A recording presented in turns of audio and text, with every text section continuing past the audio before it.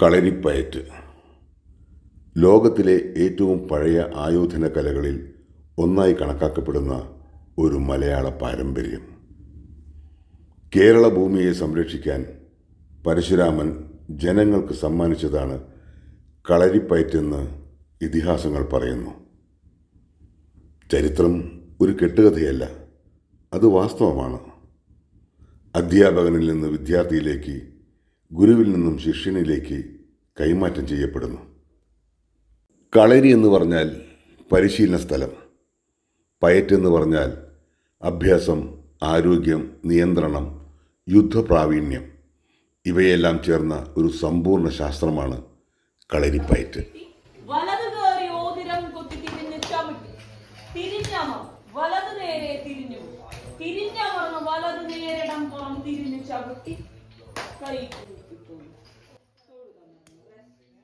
കേരളത്തിലെ ഒരു ചെറു ഗ്രാമമാണ് ചെമ്മലശ്ശേരി. ഇവിടെ പുരാതന പാരമ്പര്യത്തിൻ്റെ കാതൽ ശക്തമായി മിടിക്കുന്നു. പരമ്പരാഗത കലാരൂപങ്ങൾ അതിവേഗം മറക്കുന്ന ഈ ലോകത്ത് അച്ചടക്കം, രോഗശാന്തി, യോദ്ധാവിൻ്റെ ജ്ഞാനം എന്നിവയുടെ ഒരു പരമ്പര മുന്നോട്ട് കൊണ്ടുപോകുന്ന വ്യക്തിയാണ് ആത്മകളരിയുടെ ഗുരുക്കളായ ബിപിൻ ദാസ്. കളരിയുടെ പഠന വ്യവസ്ഥകളോ അല്ലെങ്കിൽ പഠിക്കുന്ന രീതികളൊക്കെ 4ആയിട്ട് തരംതിരിച്ചിട്ടുണ്ട്. അതിൻ്റെ എങ്ങനെയാണ് അതിനെ കൊണ്ടുപോകേണ്ടത് അല്ലെങ്കിൽ എങ്ങനെ പഠിക്കേണ്ടത് എന്നുള്ള കാര്യങ്ങളൊക്കെ അടിസ്ഥാനമാക്കിയിട്ട് ആദ്യത്തെ ഒരു വിഭാഗം എന്ന് പറയുന്നത് കളരിയുടെ മെയ്ത്താരി എന്ന് പറയും. പിന്നെ രണ്ടാമത്തെ ഭാഗം കോൽത്താരി, മൂന്നാമത്തെ അങ്കത്താരി, നാലാമത്തെ വെറും കൈ. ഇങ്ങനെ 4 ഭാഗങ്ങളായിട്ട് കളരിയുടെ പരിശീലനത്തെ തിരിച്ചിട്ടുണ്ട്. ഇന്ത്യയിലുടനീളമുള്ള ആളുകൾ ആയോധന കലയിൽ പ്രാവീണ്യം നേടാൻ വരുന്ന ഒരു കളരി കേന്ദ്രമാണ് ആത്മ കളരി. Basically, before coming here, I did a bit of strength training, gym and all, but never try any martial arts before. But this was my first time I learned here. So basically, first month is completely of pain and soreness in the body. Then second month, body learn how to cope with it. British ഭരണകാലത്ത് ആയുധങ്ങളോടുള്ള ജനങ്ങളുടെ ബന്ധം ഭീകരമായതായി അവർ കരുതി. കുറേ കാലത്തൊക്കെ നിന്നുപോയായിരുന്നു കളരി. കാരണം നമ്മുടെ ഇടക്കാലത്ത് കളരിക്കുള്ള നിരോധനം വന്നപ്പോഴും ബ്രിട്ടീഷ് ടൈമിൽ കളരീനെ നിരോധിക്കും കാര്യങ്ങളൊക്കെ ചെയ്യുന്നത്. ഈ സമയങ്ങളിലൊക്കെ അത് കുടുംബങ്ങളിൽ മാത്രം ഒതുങ്ങി, പരിശീലനം തലമുറകൾക്ക് മാത്രം ഒതുങ്ങി. ആ തലമുറകൾ ആരും പിന്നീട് പ്രൊഫഷണലായി കൊണ്ടുപോകാതെ അല്ലെങ്കിൽ അത് ഒരു താൽക്കാലിക സമയത്ത് മാത്രം അവരവരുടെ പ്രൊഫഷൻ സ്വീകരിക്കുന്ന സമയം കളരീനെ മാറ്റി നിർത്തി പോകുന്നൊരു കാലഘട്ടമായിരുന്നു. അപ്പോൾ അതുകൊണ്ട് കൂടുതൽ ആൾക്കാരൊന്നും അതിലേക്ക് കടന്നുമില്ല. വളരെ കുറച്ച് ആൾക്കാരുണ്ടായിരുന്നു, ചെറിയ രീതിയിലുള്ള പരിശീലനങ്ങളെ ഉണ്ടായിരുന്നുള്ളൂ.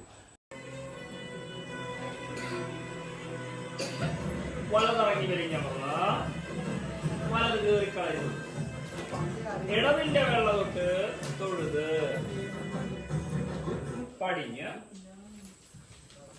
കുമ്പിട്ട് നീർന്ന് അശ്വടിയിൽ ഉയർന്ന് ഇടതിന്റെ വെള്ള തൊട്ട് തൊഴുത് വലംപുറയെ തിരിഞ്ഞ് വലത് നടന്ന് ഇടതിന്റെ വെള്ള തൊട്ട് തൊഴുത് വലംപുറയെ തിരിഞ്ഞ് വലത് നടന്ന് ഇടതിന്റെ വെള്ള തൊട്ട് തൊഴുത്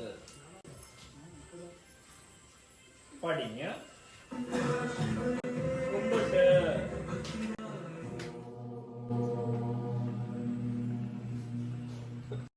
കപാലം തമരും തൃശൂലം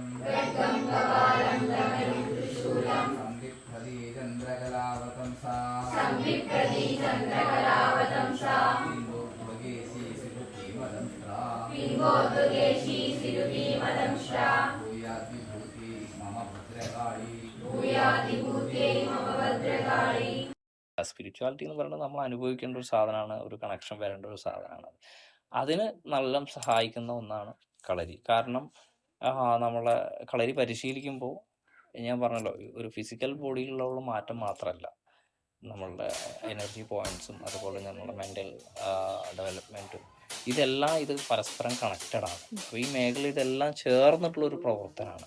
അപ്പോൾ ആ ഒരു കണക്ഷൻ സാധ്യമാവുന്നുള്ളതാണ്. അങ്ങനെയാണ് ആ ഒരു എന്താ പറയുക സ്പിരിച്വാലിറ്റി ആയിട്ടുള്ള ഒരു കണക്ഷൻ എന്നുള്ള രീതിയിൽ പറഞ്ഞത്. ഇന്ന് കളരിപ്പയറ്റ് ഫിറ്റ്നസ്, സ്വയം സംരക്ഷണം, മാനസിക ശക്തി, ആത്മനിയന്ത്രണം എല്ലാത്തിനും ഒരു മാർഗമായി ലോകം കണ്ടെത്തിയിരിക്കുന്നു. Not only in my professional life, but even in my personal life, I can see its impact. And Ranjit, I should thank him for like he told one line, and that also changed me a lot.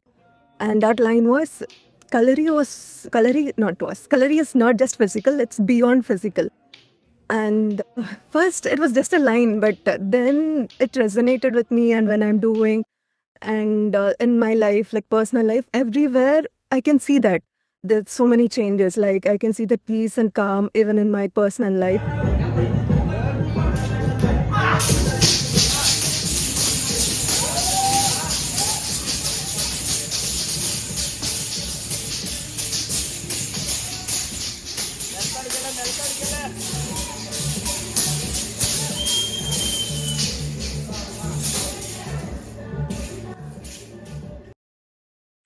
കേരളത്തിൻ്റെ ഈ പാരമ്പര്യം ഇനി ഒരു കല മാത്രമല്ല, അത് ഒരു ആഗോള ജീവിത ശൈലിയാണ്.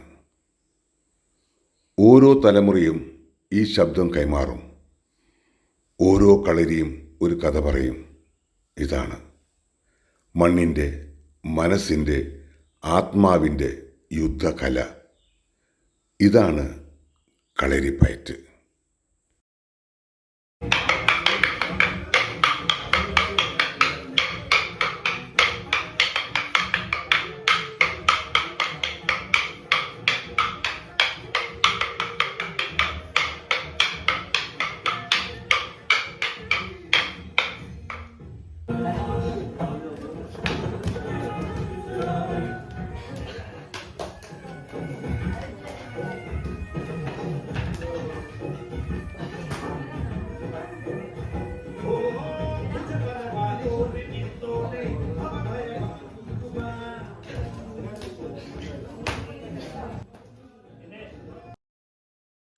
യോഗയും ആയുർവേദവും ആത്മീയതയും ഒറ്റച്ചുവട്ടിൽ ഒന്നാകുന്ന ഈ മാർഗം കേരളത്തിൻ്റെ പരമ്പരാഗത body mind ശാസ്ത്രമായിരുന്നു. 2, 3, 4, 5. Opposite 1, 2, 3, 4, 5. Keep your hands on the hip. Neck up and down. കളരിയിലെ ദേവതാ സങ്കല്പങ്ങൾ എന്ന് പറഞ്ഞാൽ പ്രധാനമായും കാളിയാണ്. അതുപോലെ ശൈവം, ഈ പ്രധാനം കൗളം ശൈവം എന്ന് പറഞ്ഞ രണ്ട് രീതിയിലാണ് എല്ലാ വിശ്വാസങ്ങളും നിലനിൽക്കുന്നത്. കളരിയിലെ കളരി ദേവതയായിട്ട്, പരദേവതയായിട്ട് കാളി അഥവാ ഗലൂരിക എന്ന് പറഞ്ഞ കാളിക്ക് മറ്റൊരു ഭാവമുണ്ട്. ആ ഭാവത്തിലാണ് കാളീനെ ആരാധിക്കുന്നത് കളരിയിൽ. അതുപോലെ ശിവൻ ഗുരുവായിട്ട് ശിവനാണ്. പിന്നെ നമ്മളെ ഗുരുപരമ്പരകളായിട്ട് ആരാധിച്ച് നമ്മളെ ആ ലീനേജ് മൊത്തം കളരി എവിടെ നിന്ന് തുടങ്ങി, ഇപ്പോൾ ശിവനിൽ തുടങ്ങി എന്നാണ് നമ്മൾ പറയുക. ശിവൻ അത് പരശുരാമിലേക്ക് വന്ന് അത് അങ്ങനെ അടുത്ത ഗുരുവിലേക്ക് വന്ന് അടുത്ത ഗുരുവിലേക്ക് വന്ന് ഇന്ന് നിലനിൽക്കുന്ന ഗുരു വരെയുള്ള എല്ലാ ഗുരുപരമ്പരകളെയും കളരി ഗുരുക്കന്മാരായിട്ടാണ് കാണുന്നത്. ഗുരുപരമ്പരകൾ, കളരി ഗുരുപരമ്പരകളെ എന്നാണ് നമ്മൾ പറയുക. അപ്പോൾ അതിനാണ് ഗുരുത്തറ എന്ന് പറഞ്ഞൊരു സങ്കല്പമുണ്ട്. അവിടെ നമ്മൾ ഈ പരമ്പരകളെല്ലാം സ്മരിക്കുക അല്ലെങ്കിൽ പ്രാർത്ഥിക്കുക എന്നുള്ള രീതിയിലാണ് അവിടെ അത്. പിന്നെ അതുപോലെ കാളിനെ പ്രധാനമായിട്ട് അതായത് നമ്മൾ കന്നിമൂലയിൽ കാളിക്കാണ് ഭാവം. അവിടെ ഷടാധാര സങ്കല്പത്തിൽ പൂത്തറ എന്ന് പറയും. നമ്മൾ ആധാരങ്ങളെ റെപ്രസെൻ്റ് ചെയ്തിട്ടാണ് പൂത്തറ വരുന്നത്. 6 ആധാരങ്ങളെയും 7ാമത്തെ ചക്രം ശിവനായിട്ട് ബ്രഹ്മമായിട്ടും അവിടെ കാളിയും ശിവനും പൂത്തറയിൽ സങ്കല്പമായിട്ട് വരുന്നു. പിന്നെ ഭൈരവനുണ്ട്, കാലഭൈരവന് സ്ഥാനമുണ്ട്, അതും ശൈവത്തിൽ തന്നെയാണ് വരുന്നത്. പിന്നെ ഗണപതിത്തറ കരാറുണ്ട്. ഇത്രയും കാര്യങ്ങളാണ്. പിന്നെ അഷ്ടദിക്ക് പാലകർ. പിന്നെ നമ്മളെ ഫ്ലോർ എന്ന് പറയുന്നത് ബ്രഹ്മാവും അതുപോലെ ഹനുമാനും എന്നുള്ള സങ്കല്പത്തിലാണ് നിലനിൽക്കുന്നത്. ഇതെല്ലാം ഓരോ ശക്തിയും ചൈതന്യവും ഭാവവും ക്യാരക്ടറും ഒക്കെ അനുസരിച്ചാണ് ഓരോരോ.